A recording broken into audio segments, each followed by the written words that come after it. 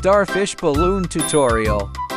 Leave a 6-finger width at the end, a 4-finger single bubble, 1.5 fingers single bubble, another 4-finger single bubble. This makes 1 set. You'll need to repeat the same technique for a total of 5 sets.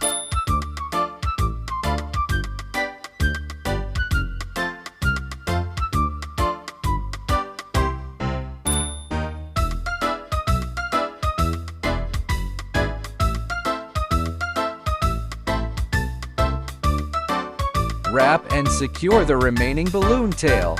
Adjust the shape.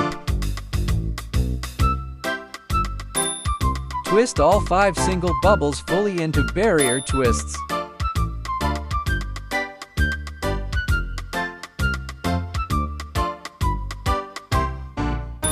Take a section of white balloon and make a double ear twist.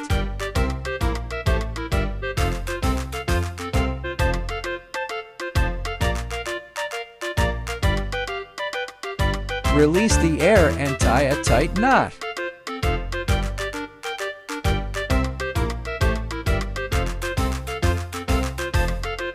Wrap and secure the ear loops around the star.